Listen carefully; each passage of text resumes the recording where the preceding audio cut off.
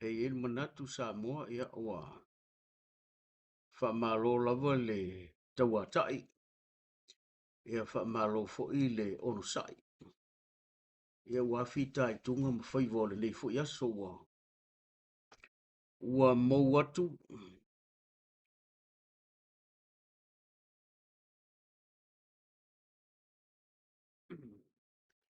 ia ai ole alofa whai pea o le tua. Ia o loo tuli loa ina i pea lau tau soifua mnuia. Ia mai se fo'i se ola vai o le tātou pōkalame. Ia e whamaruru atu ona ua whaisi tuai le tito le tātou pōkalame. Ia ona onisi o mea sea whaatamuina. Ia ai le mawhai lava na tu au noa le tātou whaamoemoe. Pōkalame lava ua sauni. Ia mō pō a sofarei le taitasi. Pei lava ona sirafia ia. E whaavanoa lava le pō le sofarei le. Ia e whaapitoa lava lea mō tātou wasia singa. I maota ngase. Ia po ai lava o loo ngase i mai o le tino. Ia o le mawhau mo le anganga. Ia o le i amatalia la tōtou pōkalame. Ia i ele manatu. Ele lei lava le tātou. Tātou o ile atua. Ua e lava le tātou avele vi inga ile atua ma le whaafitai. Ina o tātou maua tofi le mūle nei vaenga o le fiafi. Pei lava fo i ona whaaso atu le tātou pōkalame ia. A tonu a ngāre nei pōkalame mō tātou lava ia o lo maua i mai o le tino. Ia e moise lava o le sa ili ngā tonga fiti. Ia wale lofa le tua ina ia whapena ana taulu lo na nganga. Ia malana wha malo longa ia te o tau. Ia o ia leo le manatu ia.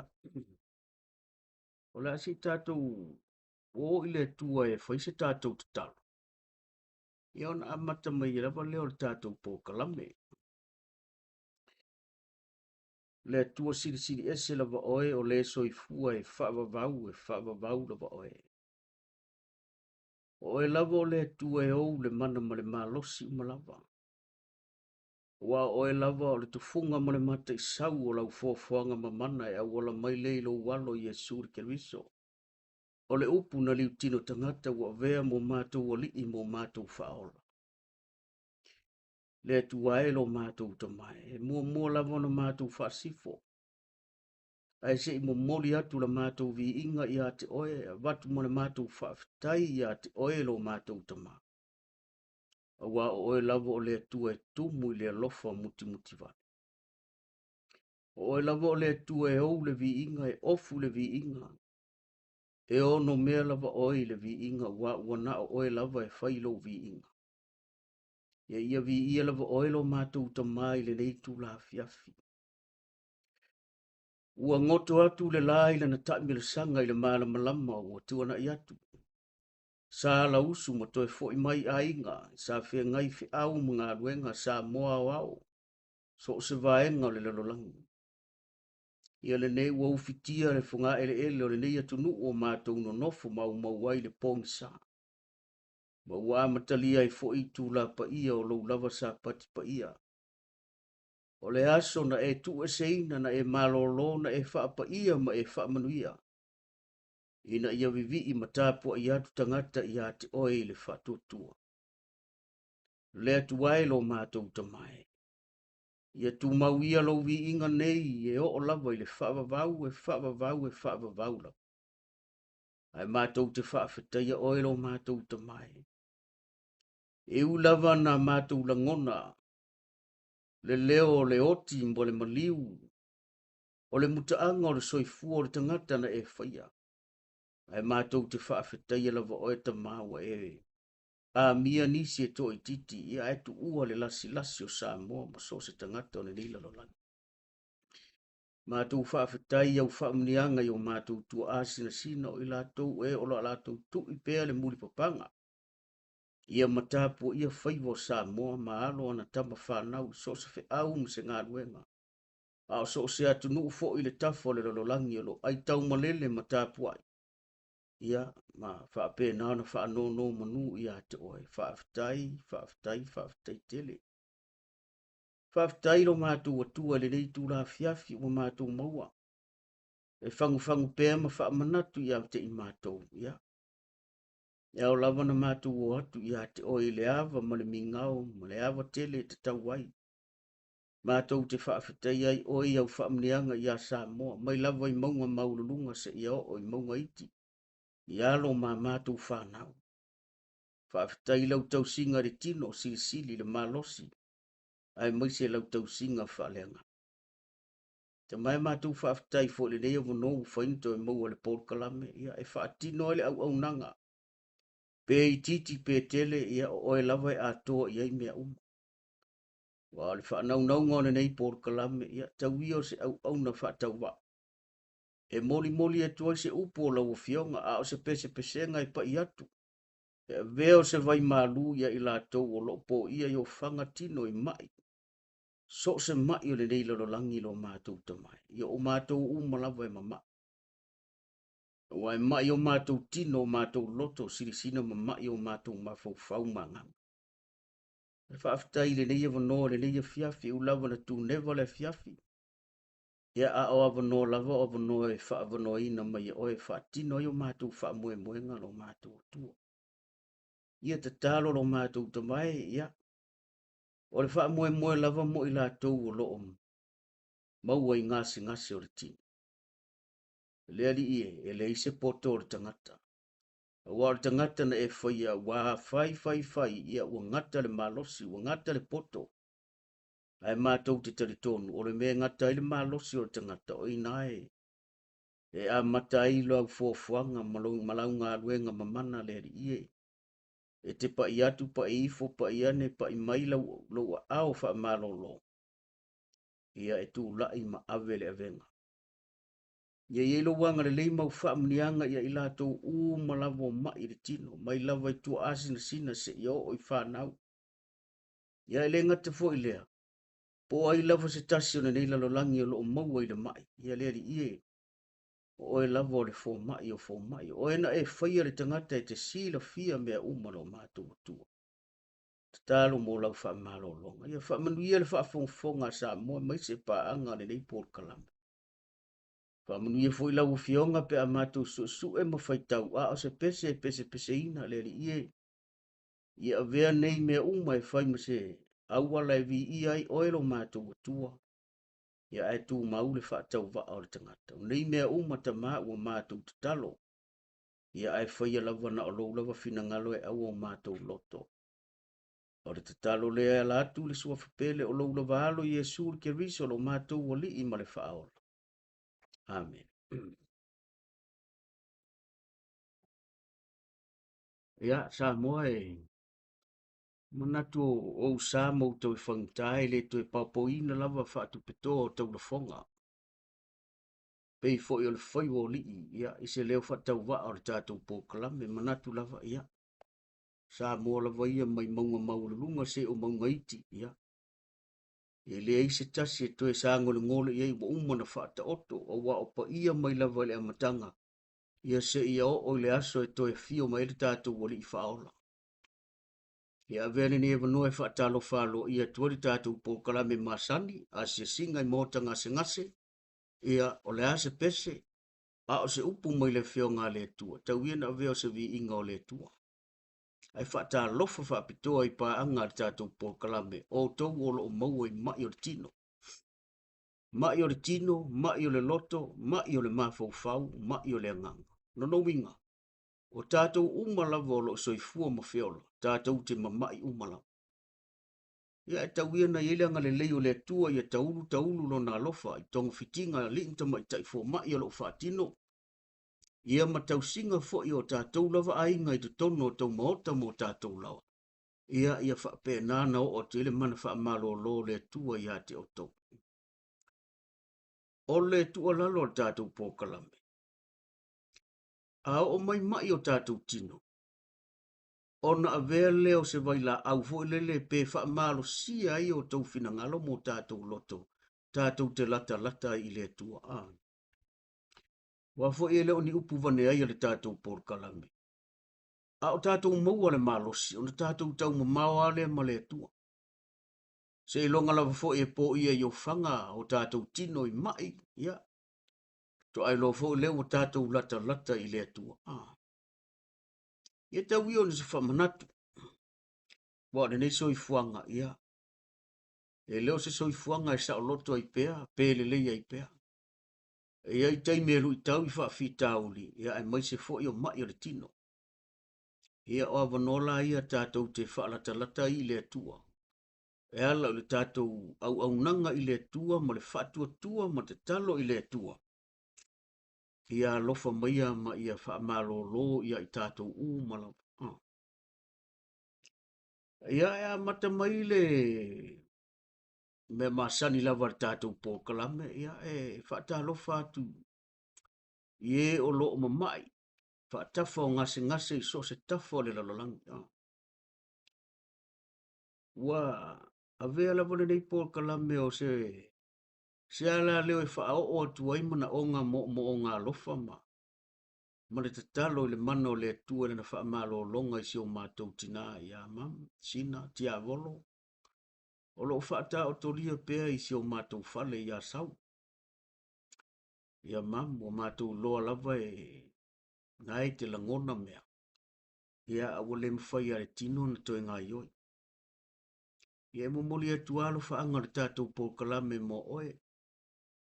Ina ia whapēnana i eileanga le leo le atua, o le mātou ngā ruenga lava le whai, o te tatalo pēa ilana whaamalo longa mo oe tina.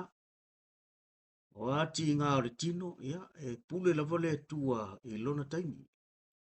Ai au tātou maua le ola ma le malos, ia. Awane o tātou vai talo ma le whaamoe moi le atua.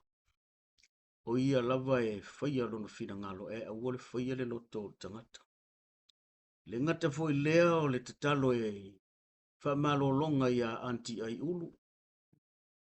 Io e o lua wa mātu tua lo lu soifua. Iwa lua ma le iwa sifu.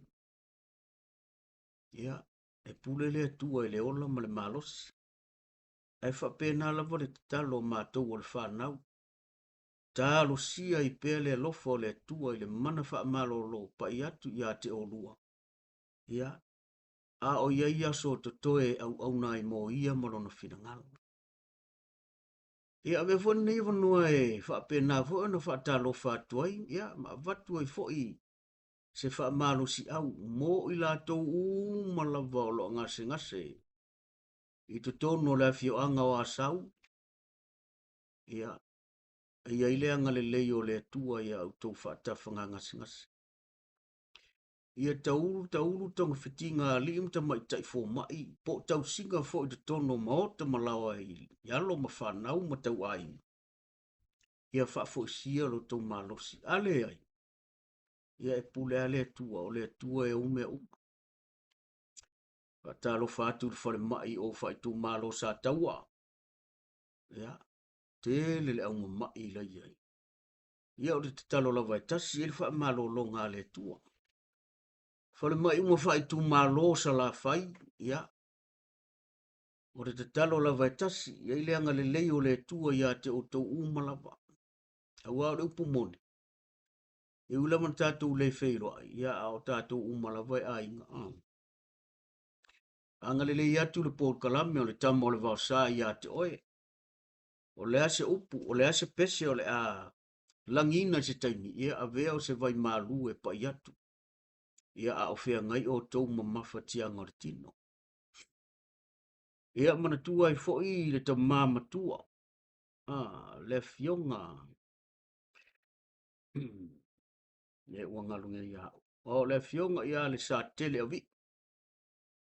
Ia ua matua fo le soifua o tama. Le sa tele a vi o sa taua.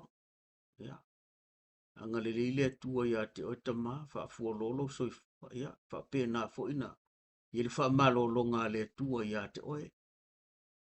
Ia o ngā fo ngā rue ngā le whanau. Ia so soani au po ia i mai o tino. Fa solo mai si o mātou a inga i sa fotu. Ia, o le tatalo lava le whai pēa i se o mātou ta mā. Lau tō whai le sa o le tātou ainga, lau taleinga unga vena si os whiro. Ia, ua po ia lava oi mai o le tino le nei o langa, o le tatalo lava e tasi.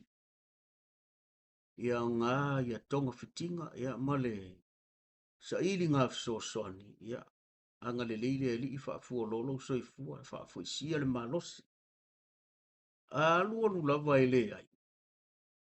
Ia e pule ale atua e mea uma. Whaamalolonga fo e le atua le tina o le ainga ia e te vise, ia ila na whaamalolonga. So se sa fotu fo i o lo whaata o tolia i maota ngase ma te tono maota malawa. Ia whaata lo whaatu le tātou Paul Kalame, ia ma te talo atu mo o tau. Le ngango le tua ina ia mauana na whaamalolonga mo o tau. Se e mai i le i tu malo ma tautu. Te o mātou nu pele o whangamalo ia ma tautu atoa. O ai lava se o whaata o tolia le whaleefu mo le apurisia o tō whanga, ia. Talo lava i eile anga le leima whaamnianga le atua siri lana whaamalo longa mo o tau. Po a lava tonga fitinga. Ai tasi ale so le malo si anga ma le malo si whaafauina. O le tātou whaamaoni e tuli vae ma te talo i le atua i lana whaamalo longa. Ia, ai mai se fo isi o mātou ainga i sa atoropai i lau whionga le sa o mai ava mo le tātou ainga. Ia, o ai fo inisi o mamai. Ia, nga le leile atua o mātu tua to e ina ma ta mao le ainga. Ia, whaafua lolo tau soifua. Wha o ngā ina lo tau soifua o te toe. Ia, e au nai ma le whaamaoni le atua. Ai mai se o lana whaamalolonga mo o tau. Mana tua se tasi o mātou tina matua i lo i Christchurch. Ia, i o te ilanga le lima le whaamalolonga le atua ia te oe Sofia. Ia vea lava le ea o le neia tunu. Ia, e maua ise malosi a toto. Ale ai. Ia anga le lei lava le li. O nisi o tangata ma tau ainga o lo ua maua i lo umafaufau. A o le mea sili o na tau. E ngalo i tangata o tau suafa po o ingoa. Ai le ngalo i le atua o tau. Nano winga. O le te talo le Paul Kalame. Ia pa i atu na whaamalo longa mo o tau malapa. O ai lava se o mawhatia i a venga. Whai maile upo le atua. Ia. La wha i a te ia. Ai maile na amoe na te tātou te amoe. Ai or soi fuanga nei. E masani lava na utara noa i le Paul Kalame. Tātou te leo a ngai i se o langa po o se soifuanga manuia i lumana i e le ai. O le lava e whai mai nisi o lo ua solonga le leile lalolangi. Ai o le valo anga mai le fionga le atua. Tātou te leo a ngai i se lalolangi manuia. Le ai o le ua tātou a ngai atu i aso ui ngā o le olanga. O le mea sa le lei ua vea ma mea leanga. O le mea sa leanga ma ino sia e le atua. O le ua vea ma mea le lei e fia i eitangata. Ia o le na. O le pine wha mau na o le valo anga le fionga le atua. E le ma whai e le tangata na suia. Pei whai maila tari tonunga o tangata e o le tātou te anga le lei. Ia nā ua utala no atu le anga o le valo anga le fionga le atua. He lea ngai le lumana i le lei o lea ua tātou wanga atu. Ua taula lata mai aso e toia fia o mai ilo tātou wali i whaola. Ta si le whai tau o loo amu pe i erito o tele o tangata. A walai ala langa wha mai mukua lewa kileng kou pe pese toia fia o mai e su le o la a umma kuris kupulanga umma kua. Le ua ngana tangata i ngana tangata i e ta umai tono le fio ngā le tua. Fe o e iai le wha o le tangan tau whai mai ai. Ia o nai vaenga ia e wha manatu atu ia o tau o lo o maua i mawhatianga i mai o tino, ma tātou o lo o ola i le malosi, tātou te le o anga pēa ngā i le lalolangi ne nei, i se le lei. Ne ai o lea le a tātou wha solo atu i taimi ui ngā o le o lang. Ma o wala anga o mafo i mai le fio ngā le atua, e le mawhai na le taunu. E taunu ulava walo a ngā tusi. Ia ai manatu. Ia le a whai tauna i upu mai le fio ngā le atua e feso soani mō tātou o lo o mawhatia. Ia e mai e fo se wha amaru si au. Ia a o whea ngai tātou ma. Mo le a lava tua i ngā mai. Ia a o le a fo i po o le a lava sesi vaenga o mawhatia o le mawhau o le tino mo le angang. Ia. E tasi ale mea tātou te mau le mapusanga. Ia na o. Le te talo i le atua e so sole mai. O le a tātou a whai o iei lau tu spoi. Pei lava na o wha tala no so o le tātou mta au pune i a fiafi wha pēnei. E le au ngā le tātou pōl kalame mo i lātou e malolosi a wā o pōne i o asforei. Ia o pō e tā whawhao ai le au malolosi. E o ai nai clubs ma o mai me wha pēna. Ai a whai o iai se tua asina sina. Po sesi o lo o whata o tolia i maota malawa. Ia o pā anga tonu ana tātou pō kalame. Lono winga. Ia a whai o iai lau tuspa ia. Ia le leilan tātou whai tau whatasi. Si tātou wa ngā i le mau lea whamai. Le tusi lea le mua peteru. Lona mata upo e lua. A lona whai upo e sifun malwha. O ia le whai upo e lua sifun malwha. O le mua le peteru e lua. Ia a o lona whai upo e lua sifun malwha. Ia a whai o le koe inga ma le lo matua e wha le leili wha sa mua ma tātou o le mamai. Our first scripture reading is from 1 Peter 2, verse 24. 1 Peter 2, verse 24. Mo le peteru e lua, anana wha ipo e lusifu le whai mai. O lena aveina e ia lava o tātou anga sala i lona lava tino i lunga o le la au. Ina ia te a tātou maanga sala. Tātou te nofo ai foi i le ami o tonu. O na wha lava foi, ua malo lo ai o tau. He himself bore our sins in his body on the cross, so that we might die in sins and live for righteousness. By his wounds you have been healed. O le tā ua o le whai unga o le whai upuna e whai mai, o na wha lava fo i e malo lo ai o tau. Ia ona tātou mana tua le tala voi le i le tangata fo i le whatua tua le anga. Ke le vevesi o tangata e pa ia fioki a Yesu. Al tangata le anga le fia pa ia i le ofu. Le ofu Yesu. Ia na malo lo ai. Ai ana malo lo tangata o lea. O le whatua tua i le atua. Wata tau te fiu lava e sa ili tonga fiti. Whai aku lea vai, wha kau mai e vai. A waku i lefa fō, a mai i lefa fō. A wale mena le o lai tātou. E wha alongo lo i le tala whai mai se i e lefa fō le i whea. Ia o. Po le ale ngi kupe, tau mwhai ai o i kuwai ale i paka, lai wha mai i lefa fō lai ai. E a whai ngā fō wa umar koru aso wha aso, lima aso, le eise maa losi Ia, su ele si fofo. E pe o le soifuanga leo o lai tātou Samoa, o le au le kalangoa I pālangi maisinga ta wā o ke leilo. A wā o ka ngaka ngai o ala koe whale mai. Ia o tātou, e o I mea I o fofo. Ia a whai o ka umairisi fofo po whele I tua o pono. Ia o, ia a ta umai fo I po sa vai. E o tātou tangata, ai se a.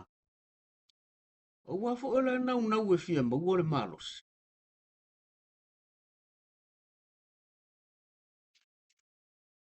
Samoa e. A tonu e le lei, a tonu le lei sisi tu, wā lenka ko o mai umai ale ko inga mea ngā sui fofo. Ai a tātou no nofo le leia mo tātou mafau fau. E ala I le tātou whaatua tua I le atua malana whaolatanga, o le atua soifua o le na whaia I tātou, o ia o le fō mai o fō mai. Ai se ale mea la inga ka kou ki ngā inga solo fua e kau kasi I solo o I le anu, o I le anu, o I le anu. Whamata e le o iaini awala le atua e. E fō I ai le whaafita uli le o le ka kou wheo ai solo. Ma tupu ai lo le mea fo le pe ua māsaro salo. Pe maua le fofo pe le ai. Ai iai a awala le atua e whaia. O awala fo ila le atua e mai lana wha amarolonga. O le whai ngō fies. Ia a whai ngai ka kou ki ko anga e o I kua, o I savoi. E o mai are tei mea ui ele mai. Ia o ka kou wheo wa ia, ai sea. Wa tātou whaatua tua I mea I o fofo. Ai tia I le fofo e sili. Le fofo le sili ese o le na whaia I tātou. I ka kou le tusi le ale Iakopo. Iakopo no mata upo e lima. Foi upo e sifuruma le wha, ma le sifuruma le lima. Ia, koe su e ka kou kusi. Ia, vai ngai ke kanga su e wale pi I lau pepa ole. I lau inga ka umai nganga e pe fua lau tusipa ia e kwa e kangwa ia I kaimi ole loko le sa. Ia nga e alua foi le au foi le au ngō ma se tala ina e whai kau.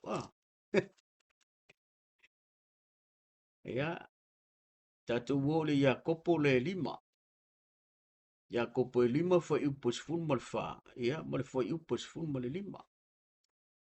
Whai nei le isa kusipa ia pālang. O isa wha Samoa. Ia, a whai nei ele tusipa ia pa Peritania. Our next scripture reading is from the book of James. James chapter 5 verse 14 and 15. Ala tatu whai tau mo mo le wha Samoa. Samoa, a whai e te tari tonu le upo le tu. E te maloloa. O le ala e tau mai I le awala le tua, tātou te maroloa. E au noa lava ma le kākou kau whaisa ili, fo ile le kau si I le mea o I le anu. O I le anu. Whai mai. Ua mai ea so o tau. Ina amia tuia I toi ina o le kalesia. Ia lātou ta talo mo ia. Pe a uma ona whaau ia te ia I le suau I le suafa o le ali. O le te talo fo I e whaia ma le whaatua tua. E whaaola I le mai. E whaatuina fo I o ia e le ali. Ai mata o tia le mele whai mai muli muli. Whai mai. A whai fo I ua ngasala. E wha ma ngalo ina ia. So ele ngatala o lea e sau wail fo mua mua al fo le mai. Mai foi le lea e fiu al fo mai e fai. A lea la e lua ngia I male mele piko I kua te tonu lea ua ta umele fio ngā lea. A fai fo I ua ngasala. Ia a fai taku kala ngua fo. A fai tatu te tala noa fo I fo fa Samoa. Pe ua umana ufa amatala ina le matautia o mea ngā ki Apollo. O le ala o si ia ku ngei ka ko mai vo ile le wo umma le fo mai wo umma fo. Fai mai loa upa ko inga ma tanga tole ai. Ka ko wo le fai pele la fai mai o fela ya. O le wo umma fo fa sa mo fo our own natural message for ie po our own natural healings. E fa nga i vai fa natura a le lo la ua tātou sa ilia kuloa i vai fa taurai a fai na sa e fa fonga tātou po kalame na o kere i alu sa mo ia le lau ko repeat aku le mele wa uma lo me ia wa uma le fale mai fai mai lo ka ko wolo e su ele fai pele nga waku lo le fa mai fa kaulai ko le fai pele ia se ko le pele ia pole ala fale mele fa nga ngaka alua wai lo fai pele fi wa fai a kwele pi va ko fai pele e fa ale pakka lo fai pele le mai le ko inga fesiri le ai mo se si me o iku ale ka ua le menga iku ka le langa mo me kan ka ia fa ka ulai e kele ala tu ai kia e pele kai fa penga le mele ale manino le fionga le tu o fea ka ku ke o ia o fea tātou te si i mai ai. Aia o e le te ngase le le te maua le mai, le ua e whaafonga le li mai lo leo. Le tangata matua, o le tupulanga, makamaiki,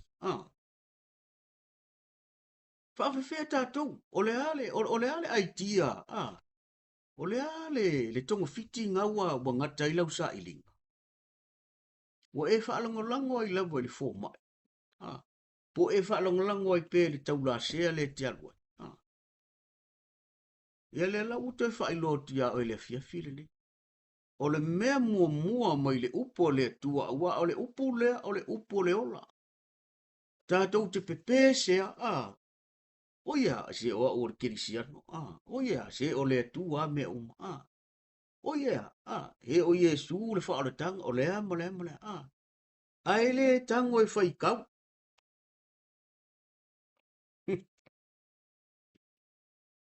Ia. Kal me pela kau ang marusi mai lo mai lo ikan whailau. Tātou te bevesi. Ia tātou upu matala e lafo.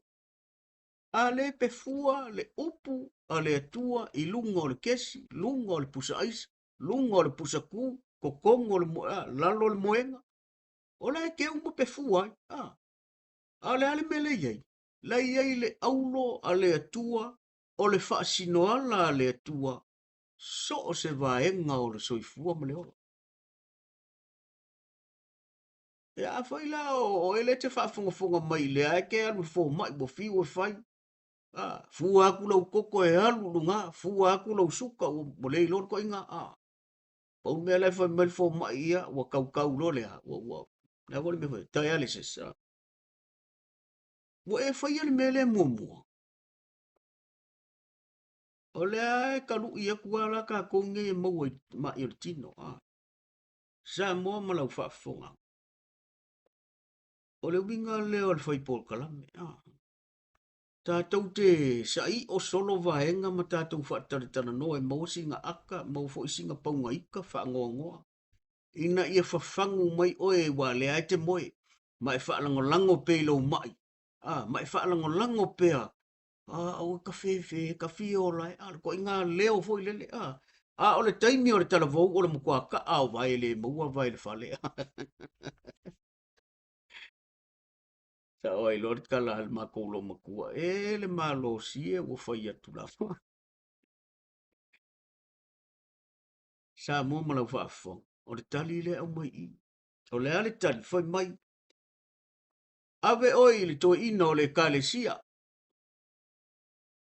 Dono winga. Ave oi i lau fai fe au. E te sa ili mua i lau fai fe au. Ma to i ina o le kalesia. O i la tou o lo ua faa wina. Dono winga. E amata mai lunga le ministry. E te le waku i lalo. There is a ministry a le tua. Ile tau wha atua tuanga. Ave ia ilo mai. O le fau tuanga ma le apo po inga. Ma awala sa o ia le atua i fafo i tatou ma. Of course tatou te o le fale mai. Mai le fuala au vole tau fa pat. O le memua mua. E te tatou te si i mai le atua. E le ngata o lau lava te talo lilo. E te ai oi i le atua i lana wha malolonga. Ai wha saulo man wha tonunga lea. Ave oi lau whaife au. Ave to e ino le kalesi. O lan me ave fu oi o. E whai le te talo mo oi. E whai le te talo mo tātou. E wha au o la tau lima i o tātou unu. Tātou ia mamai. Ona whai le o le te talo. O le ade te talo. Ta talo wha tau a nau i le atua. I lana wha malolonga mo tātou. A le koe sau ai malesi mei tua. A whai o lea te ola i leanga sala. E wha malolo ai lea ma wha mangalo e.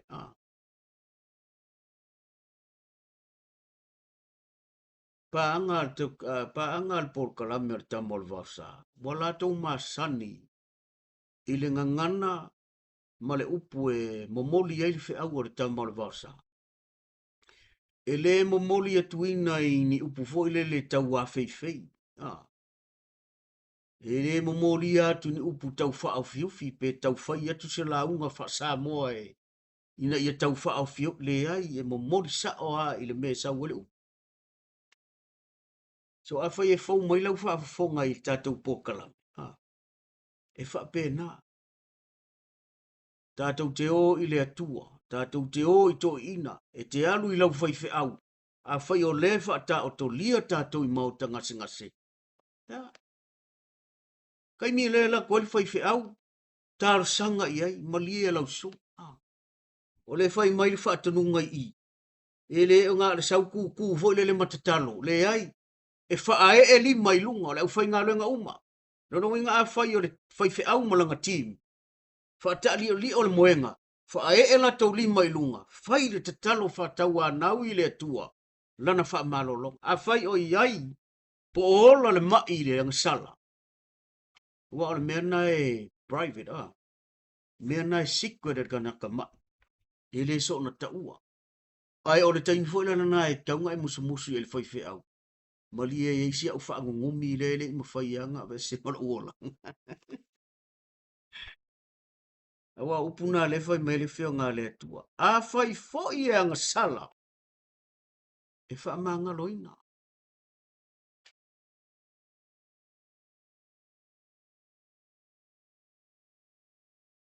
Is anyone among you sick?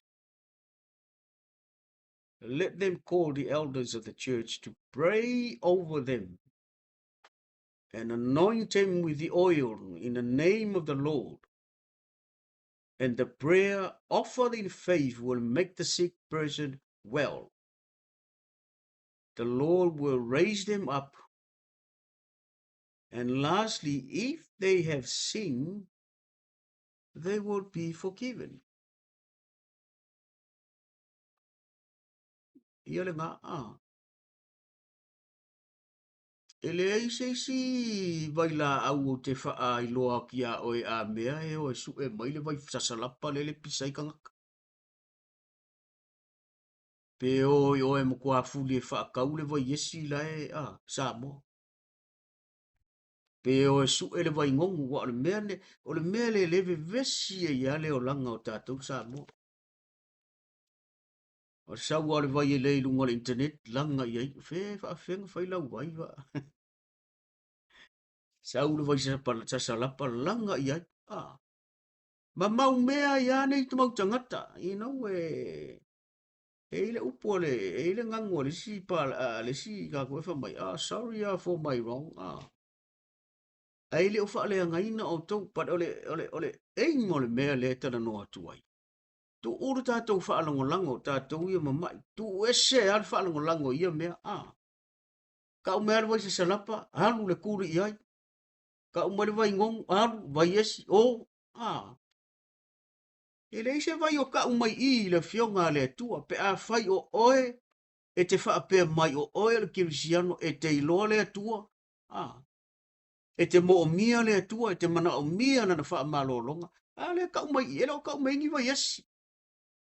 E le o ka umai ngi vai a mama. E le o ka ua mai nganga. Pau le mele ta umai I.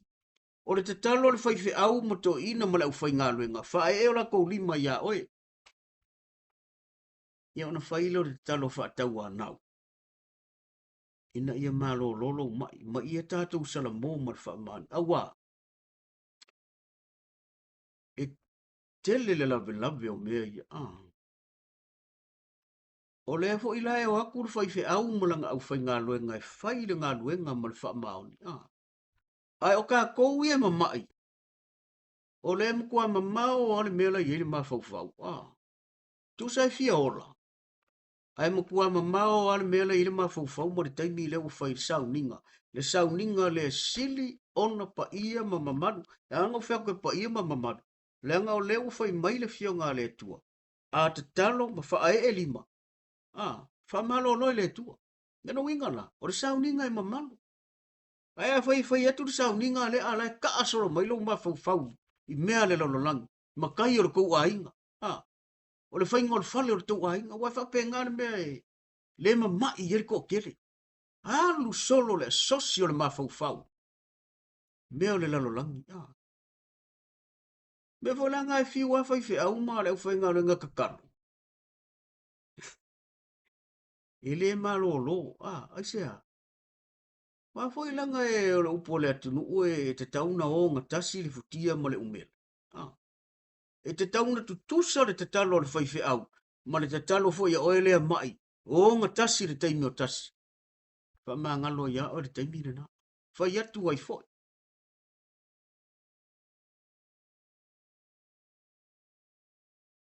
Tu sira fia. O le fo ufa solo no matua lo uola. Wa amata no ta mala malamba i le tele o nei mau mea te tupu le soi fuanga ma leo langa. Ma o solo ai fua o tātou taimi. Ma maa umau ai a tātou tupe. Alu ai mea le ainga. Whai atu ai ma mea le aonga. Ai tu ulu mea te tauna whai. Ia le ngā kasi le ngā mai e whiu e fafo. O le ko i ngā mai i leo le sosi vale fua i mea le lalolangi. Sosi ngau i matai o le ainga. Wha le velave o le ainga. A le ua mai. E wha atupu mai i eiri tangata i le mea le nā. O le mea fua la ngā e whiu e whiu le fua mai e fua lau suka e whanga i lunga. Fua lau koko e whanga i lunga. Tinanga au mai ai vi e kau e alua i lunga. Ai sea. Wa foi la alu lunga du wa ko malo ma fau lunga i me le au. Ai atu ulo loto mo no fina ngalo i le tua, te talo ma fa maoni i le tua. E ku mai le me fa longo al fo mai. E wo sau ka ko lalo.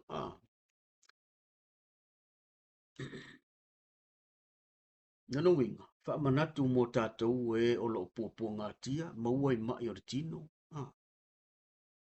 A fa ia ngā ni tala no anga mo se tasi, ia vi ia le tua. O te wha manatu pea le upo le whio ngā le tua. E oli a ngelu o mao le langi a le tua. I le tangata e tasi e salamo. Tasi a le tangata e salamo. Kia i umo mea le langi ai fo i le tua i stama i taimi ai a toa. Oli a ngelu le langi.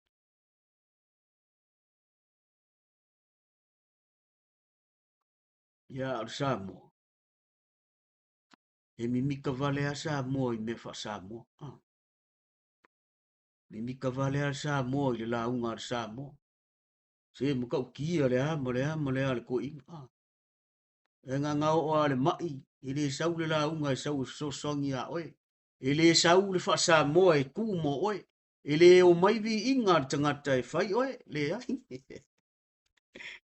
E na ole atua tātou te tapatapa i ai. E fele le tana noa le pōkalame. Ina ia whape naona ma wai so fina ngalo le le fia so a fai la o le te la vea un mai me te la no tu tatu pokala ia o le a ese si tatu me o le a fai fa pe ela fai a kur pokala me ia o mai o le ia ila uva yesi ya o a e le ai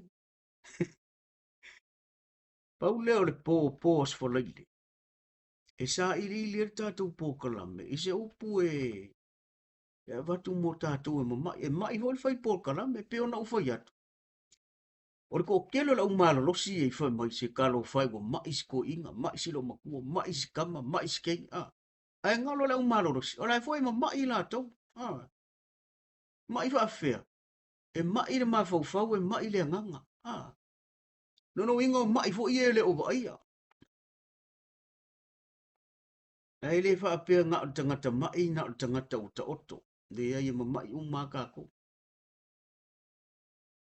mai le tino mai le ma fau fau mai le nganga mai le loto ai sa ma tele me fai le ne yo langa a ai la titi lo taimi mo le atua mo no fina ngalo ia le nasa mo ele fa pe o se upu fa ai tai oi ai o se mea e toi a fu ai lo fina ngalo po fea tonu ale mea nai te ta oto mo oi po fea tonu le ave i lau fa mua fu ale umina e ta oto a fai o le alama lai te fa alango lango i fo ma kaula sea ma ingo le awa e sira fia ma e lo e le ai ase me tui e me te le su e le fia ngale tua mai a fai e tera o mau mari tusile no fai tauina o le tusile a Iakob lona mata upo e lima foi upo se fun mari fa mari se fun mari lima a fai ona ia ila tus pa ia oe ia ele leilo mo ele le ngei po mai fai tau ma e mai mana tunatia a ele leile mea na o le fai tau mo nofo nofo a fai loi fai tau ma e mana mana mai vili loi fai loi le whanau o fai fe au mo ki a kongo ma ko inga e o mai e o mai se fai se te talo ma fa u o la tau lima ua e sa uni ua e fia malolo ia o isi o kaku a fai e ke ua wa le ua toi fa alongo longo mai nei le mea le fa pe mai a fai fo i wa anga sala a fai la ke ufa pe a ke ua sau fai fe au mau ai ma u i wala vale a ngofongo tamo ia o se upule fa malosi mo tatou ai langa kauanga usu singa kopes ia tatou te taru sia i fo ile nganga o le tua so sonia mai so sonia tu mo o tau ia so songi fo mo wa pe ono fo ia ma mai u ma ka ko awana i manatu se si o la alu la ko mo aros fa mai u por pesel o le pesel e kale sia so fit o le pesel lu se lau fast fu mo le lu fa mai u por pesel le e manongi le fa tua no winga e manongi le fa tua e le tu a fai la e te sila fia le pesel ia ka ko su mai ia a fa fonga mai fo ele o le ka unga upo ele tatou pokalam ia langa o le kaua o la upes e mano le fa tua tu ile u Yesu o vola po e fata nu o te fa tua tua ya Yesu ma ta lito o te fa sili ya Yesu ole la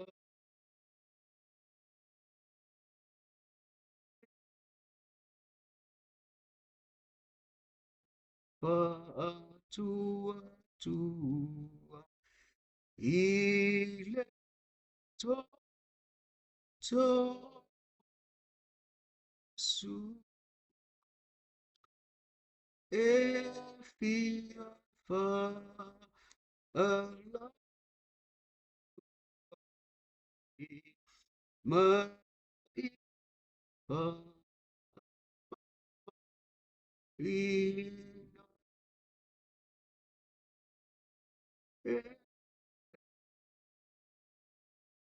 le fa tua tua ia tayo me se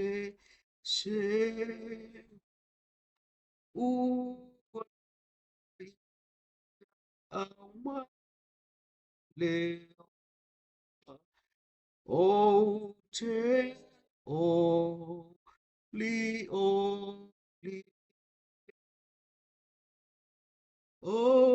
te tu tu Yesu ma o ta li ton o te fa asili Yesu o fa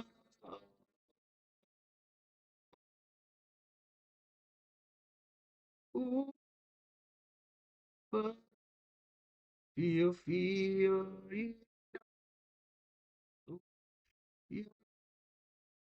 Yesu fa o o mafuta mari e fa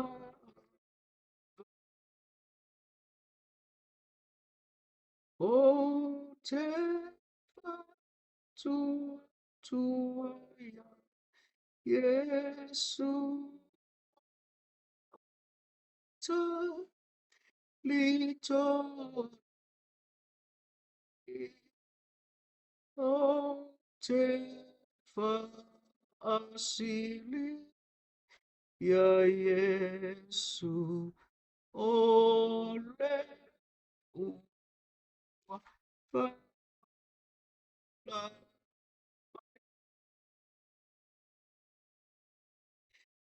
le tuai lo mātou te mai le la. Wa uma le mātou tau tua ma le au nanga le nei tūla fiafi o lau sa pati pai. Pangala valea o le au nanga le tangata e valea ma vai ma le ilota me. Ai tari tonu ma le wha maoni o lo soifua oile tua e ato atoa ai mea o. A vea ia lau upu sa lau ngaina ma tala noina le neia fiafi ma pese pesenga e. E toi fafangu ma ia i mātou. Lo mātou wola ia whatua tua ia te oe. Ona e tali mai le i o mātou mana onga ma lau wha malo. Ta maa fai se upu o lafo e le taunga maa lie ma le taunga le mū le wha fonga o tangata. Wha maa ngalo le whai pōl kalang. A o le te talo le ali ie pa i atu, pa i ifo, pa i ane, pa i mai lau wha malo longa. Wa a mātou u ma lava i mamai. Ai siri lau wha malo longa mo i la tau o lo wha tau to lia le whala efu mo le apurusia o tō whanga. Ia taulu lau fina ngalo le ali ie e ala i le malosi. Ia tū la ia i lunga ma ave o la tau moe. A o le neia fiafi a tū mau ia lau vi inga. Wa o lau lava vi inga e tū mau nei o lava i le whaavavau e whaavavau lava. I le sua whipele o lau lava alu Yesu ke risi o lo mātou o li i ma le whaaola. Amen. Ia o le tātou pōr kalamena samu. ia a whaia o ngā mose tasi ia vi ia le tua e tamu whai lava e whaau au nei po kalame i po as fore le uma ia ina ia whaapena na whaise au au nanga ia mo o tau o lo mawhatia ia venga ma mai o le tino no winga o les fore le fo le la sau pe ona ufoi atu e lea o ngā le por kalame nei mo tātou walanga o pōne os fore le ma po as tō nai ia po ia e o ia tāwhawhao e o foi whaisinga sa ili ngā mālosi ua o leo langa e whaapena e whaapalengi a me uma e le whaapea ngā tō a ngai usu e whai ngā luenga ia te tau fuina le whaising te whao le lei whaisina whaamalosi tina ia na whaapalengi foi leo mea uma tātou te oa i le loto whaamalosi a lea tātou pokala me te mi uma ai leo le tātou tō anga e whai ngā luenga ma tātou tō anga e tāwhawhao ai o loi le aso e loku ai ma iloa pe moi whaasolo ako o ki ako le mea kako ma sani na utana noa po le ale tātou ma losi wha le nganga ai oil ma losi wha le tino ai vai le ola wha le nganga ma umau taimi o le mea tauna mua le tātou ola wha le nganga muli e tuai le tātou o langa wha le lalo langi nei ia aulia le nava ia sofou le lofo ma le anga le leo le tua pe atatusa pe atusa ai matarsanga al por kalame ia maua le na fo ia sfolai o fo mai ia mana tua tu le telefoni nei o tātou tangata e mama ia matu ia le tusi pa ia nga alu lo leo o kafao tātou ia maroi na alu lo le kafao ia e mātou weva ma ila tau o lo ma i tino ia whamanuia tele le atua ia au tau o lo whaata o toria le po le efu mo le apursi o tau whanga anga le leile atua mo o tau na iau tina na tā ua o lātou swafa mo lātou ngoa ia mam anga le leile tupea umar whanau mo o tau ai maise si o tau o lua o lo isamo ia manisi o le whanau pa anga tō tino le tātou pōkalame ia anga le leile atua tātou te maua pea nisi taimi e wifi aso le atua ia o le neia fiaf ia tātou o ia kako mo moe o le ua tāri se furu malelua ai whaafitai tele le mafuta mai ia ono Yesu amen